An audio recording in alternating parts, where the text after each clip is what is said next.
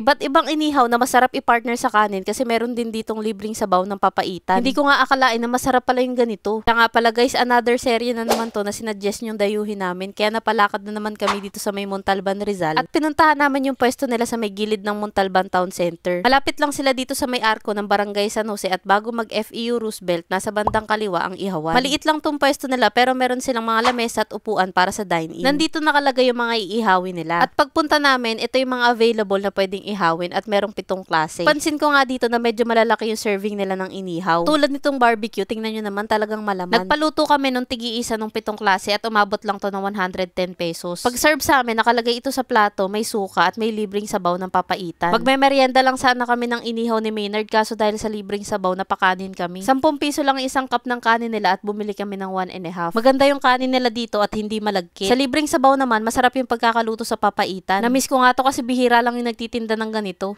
Templado yung suka nila at hindi lang ito puro asim. Meron itong konting tamis at malalasahan yung kumatas na yung mga hiniwang sibuyas. Sa mga inihaw nila, malasa yung pagkakatimpla nila rito. Kaya bagay din itong ipang-ulam sa kanin. Sa sauce na nilalagay dito, may konting tamis na parang may ketchup, toyo at paminta. Sa amoy naman ito, parehas ito sa mga nagtitinda ng 2-3. Ito naman yung presyo ng inihaw nila. Itong isaw, 12 pesos. Malaman nilang barbecue na pwede nyong orderin ng pangmaramihan, 25 pesos. 15 pesos para sa bituka ng baboy. Jumbo hotdog na 18 pesos. 15 pesos para sa tenga ng baboy, 10 piso naman sa dugo at 15 pesos para dito sa balunan. At ang total nga nito 110 pesos. Nagdagdag nga pala kami ng 15 pesos para sa 1.5 rice kaya 125 pesos lang tong merienda namin. Kung mahilig ka nga sa papaitan, mapaparami ka talaga ng kanin dito kasi masarap talaga. Bumagay ba naman yung lasa ng inihaw na may konting tamis dun sa pait ng papaitan? Perfect combo nga kaya hindi ka mauumay agad. Sa 7 klaseng pinaihaw namin, yung number 1 pa rin talaga sa akin yung bituka ng baboy. Ito talaga yung pinakamasarap para sa akin. Yung sunod naman na nagustuhan ko dito, itong barbecue. Malaman talaga kasi to at hindi manipis yung pagkakahiwa. Kaya naman pala ang daming umu-order sa kanila nito para sa mga handaan. Sulit talaga to para sa 25. Sa mga balak din itry to at gusto magpa-deliver, mag-message lang kayo sa kanilang Facebook page o kaya kontakin nyo yung number nila. At sa mga balak naman dumayo dito, yung store hours nila simula alas 9 ng umaga hanggang alas 10 ng gabi. Kaya kung naghahanap kayo ng ulam para sa tanghali at gabi, meron na kayong mabibilhan dito lang sa may gilid ng Montalban Town Center. Nasarapan ako sa lahat ng in-order namin, pati sa suka. Medyo matigas lang para sa akin yung isaw. Pero lahat ng natira, ayos para sa akin.